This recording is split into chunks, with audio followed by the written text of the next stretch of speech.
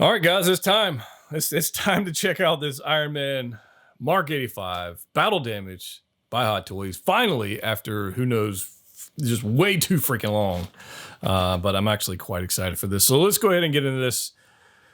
And then we'll have some fun posing this guy up because it should be interesting. So yeah, here's our special edition little sticker there. If we zoom down here, we can take a closer look at this box. We've got our Iron Man here. We've got the pose, which everybody is going to have their figure in. Like, do we even need to do a posing session for this? Like, that's what we're going to do, obviously. Battle Damage version here, MMS 543D33 for those die-cast collectors out there. We've got a lot of those going on. On the side, we've got Iron Man Mark 85 Battle Damage version. Looks freaking beautiful. And then we've got that on the box. And then, of course, we've got all the little embossed stuff going, the styrofoam. But let's go ahead and get this thing out of here. Let's see if we can do this. And I hope you guys are excited for this as much as I am. If you've got this figure on order, let me know your thoughts after you watch this. If you are pleased with the outcome, or if there was something you would have liked to see. There it is. Let's do this. You ready? Let's go. All right, here we go, guys. Now, obviously, I've taken the plastic bits off here to save some time, but this is what it's going to look like straight out of the box. So there you go. Other than a bunch of plastic and styrofoam bits, it's quite beautiful. It's quite beautiful. I mean, let's just take a quick first look at what you're going to get in the box. So we've got our Nano Gauntlet. We've got two, actually. We've got, three. Wow. 3. I can't count today. We got a couple here, got one there. Then we've got this glorious head sculpt, which we'll take a closer look at in a second. Battle damage sections. We've got a bunch of hands. And then underneath, there's a whole nother tray. And you can see in here, we get this freaking hollow shield, which, yes, just like the Neon Tech one, is a complete, it's flimsy. Yeah, anyways. Anyways, we'll get more to that in just a minute. Let's see here. We got some instructions, which we'll probably need at some point. Then we've got some a diorama base. That looks pretty good. Kind of dig that. That's kind of cool. Flight pole. We got that. We got some dual lobster claws that we only got one with the Mark 85, and we got dual with the Neon Tech special edition, and then we got dual here, and then we've got this thing, which I think is just absolutely glorious. That's cool, and then a bunch of batteries. So we're not here to take a look at that. We'll get there in just a second. So all right, here we go, guys. So we're gonna take this thing out of the box and just see what it's all about. So come here, you. Come here. Just first look at this guy. I missed a piece of plastic. Look at that. This first look at this battle damage section. Oh, dude. To say this is beautiful in person is an understatement.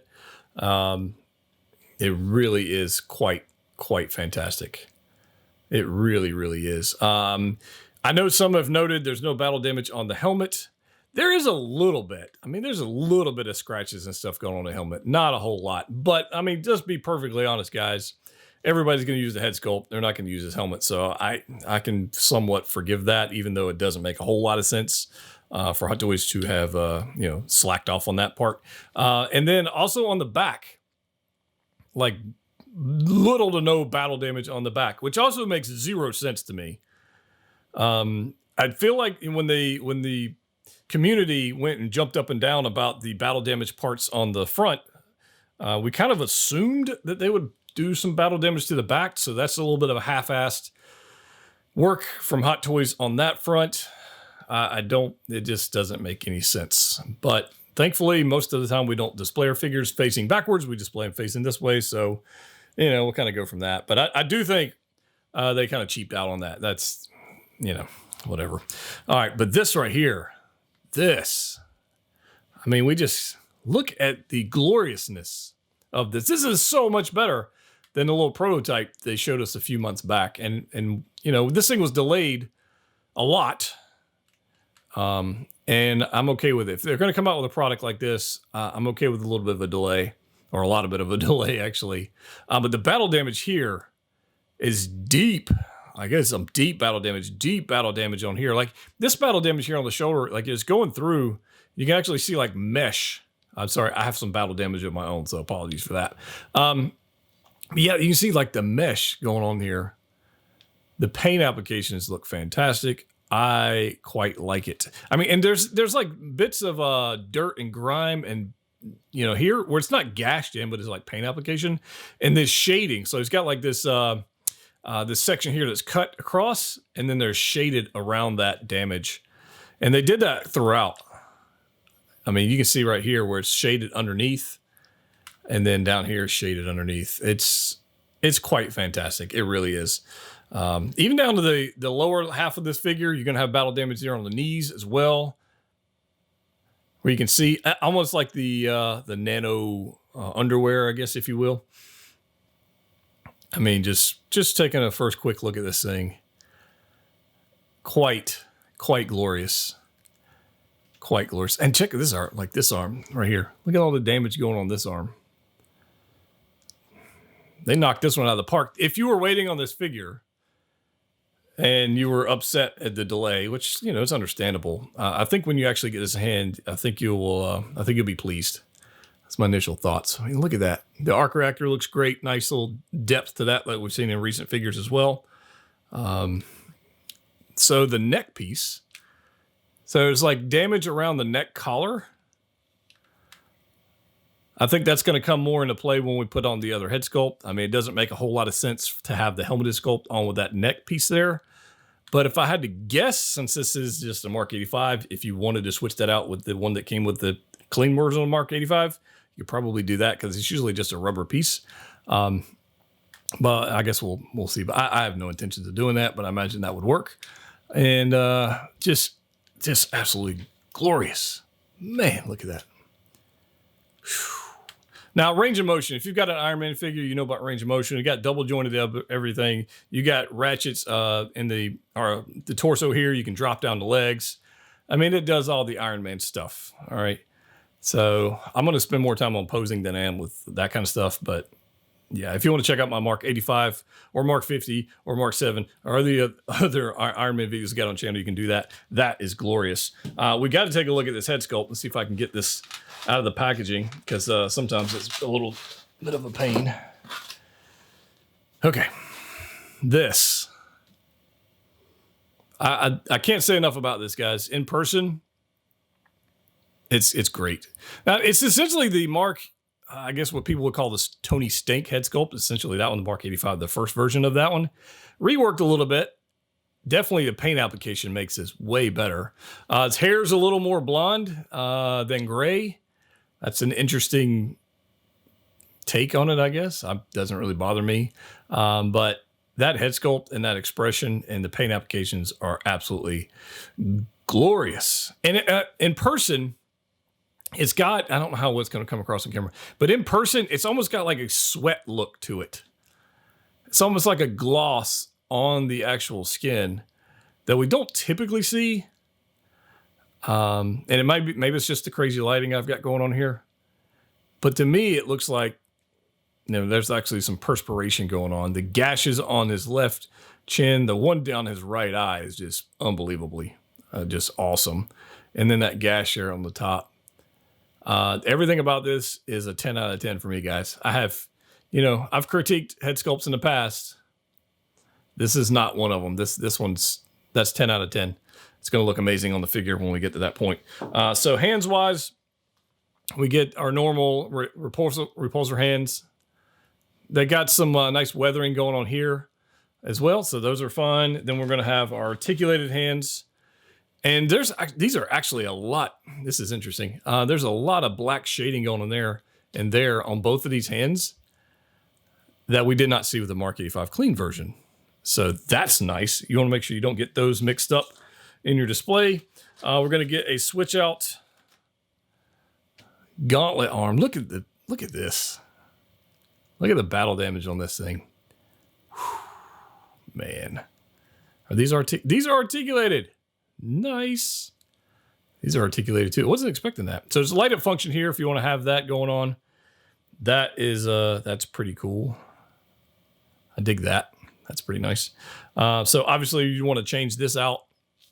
If you want to have him in that iconic pose where he does the snap, you'd want this really heavily battle damaged arm on there.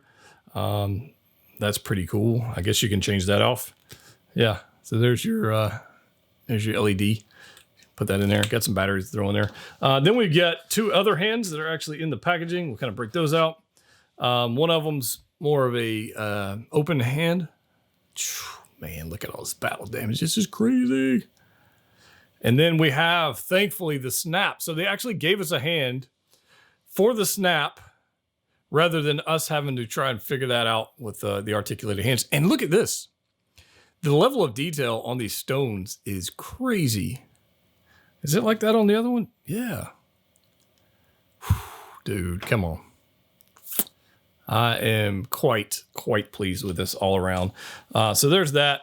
This other one, we saw the lobster claws with the other figures, but this right here, this is actually striking in person, guys. This deep red, this candy red, and this nice blue is quite striking in person, and I really do like this. I don't think I would use it. I don't think many people would use it based on, you know, like we talked about earlier, the pose that most people are going to have this figure in. Doesn't include this, but I don't see why you couldn't put this with your clean Mark 85. I don't see why you couldn't do that. That's pretty stinking cool, and that's probably where that will end up. We get a bunch of batteries, and then we get this diorama base, which we took a quick look at earlier. I'll take a little more look at it right now. This is freaking awesome. Nice paint applications. It's pretty much solid gray, but there is a little bit of highlight wash going on with this thing. Dynamic flight pole, if you want to put that in there. And it doesn't say anywhere on it Iron Man, which means we can use this for all kinds of other figures.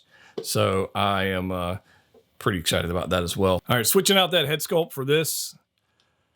Come on. Tell me this, honestly. Tell me this isn't 10 out of 10. Jeez. This is a pricey figure, guys. I mean, it's like 400, almost 500 bucks. Worth every freaking penny. Absolutely worth every penny. Look at this. I mean, I'd like to give you more words, but it's just so damn good. Whew, man. Let's go pose this thing. All right, guys, we got our Mark 85 battle damage figure posed up in what's probably going to be the only pose anybody's ever going to do with this thing, and rightfully so, honestly. This is how mine's going to be displayed. Pretty much permanently. I've got the clean battle damage, or the clean armor Mark 85. Can't even talk right. Obviously, I've got battle damage Mark 7, which is one of my favorite Iron Man figures. But this, it's just iconic. It's from the iconic scenes. The end of freaking Iron Man, kind of, right? Until we get Ironheart and some other characters. But Robert Downey Jr. absolutely nailed this. I love that they went back and actually recorded him saying, "I am Iron Man" to finish up the film. I just think that was just awesome. A couple of things about this particular figure. The weathering on it on the back is missing. I don't know why. I have no idea why they just decided to not do that. That's kind of weird. But the weathering on the front side is actually pretty good. Nice paint applications, again, shading around the areas that are damaged, so no issues with that. I think that they did a fine job with that. And just in general, I just think they nailed it, honestly. The head sculpt, like I said earlier, 10 out of freaking 10. I don't know what else they could have done. I know the head's looking like it's very glossy here because of the lighting, and it does have a little bit of a sheen to it, almost like it's perspiring. And I think that works on this figure. Most times I'm not a big fan of that, but I think this one actually works. So I don't mind that. And then the battle damage around the armor is just great. Now, I did not bother putting in the lights or the batteries for this thing because we all know that the lights on these things don't last anyways. And I did put the batteries in on the Mark 85 clean version. And then the Nano Gauntlet was so weak, it really wasn't worth the effort. So I'm not going to bother with that for my purposes. But I hope you guys like this thing. We'll do a couple more poses, see what it goes, and see what we can come up with. So I guess if you had to do a different pose, maybe you would do something like this. I did not do this with the Iron Spider, MCU Iron Spider. I did this with the upgraded suit, but I think you get the point. I think it works, and definitely an alternative if you wanted to go for post snap. display options. It'd be nice if I had like a diorama tree or something, tree stump or something for him to lean against. But I currently do not. So we're going to go with this. But I think this works. I think this is a fair representation of what happened at the end of this particular film. And it doesn't hurt that we have an amazing Tom Holland head sculpt from the upgraded suit to go along with this amazing 10 out of 10 battle damage Iron Man suit. This thing is just absolutely glorious. So don't get on the fence with this. Like, hop off the fence completely. Go pick this thing up. It's quite fantastic. I really don't know anything else you would add to this figure to make it any more awesome, other than I think what I mentioned earlier with the light up functions. Maybe one that would USB or something like that. That would kind of kick it up a notch, I think. But I think this is one of those things. Is like you just have it on the shelf, and hit you in the feels. Hit you right in the heart. And I think either posing them up with him snapping, which is generally what most people are going to do, including myself, when I'm going to put it back. But if you wanted to go something a little bit more sentimental, I think this works. Posing wise, again, this is a normal Iron Man figure. You're not going to have any issues other than your normal, you have to drop down the legs. You've got to maneuver those flaps out of the hip area so you don't scratch those things. You can, if you want, put the little butterfly thing on the back of this thing if you want. That back piece pops off just like the Mark 85 does, because it is the Mark 85. But yeah, I think this is pretty cool. I kind of dig it. So where does this rank as far as best Iron Man of all time? Iron Man diecast figures of all time? I'm gonna take a minute on that one. I'm not gonna answer that just yet, because the Mark 7 is just so freaking glorious. By far, this is the best head sculpt, and it's due to the paint applications, and it's due to the emotions of the scene of the film.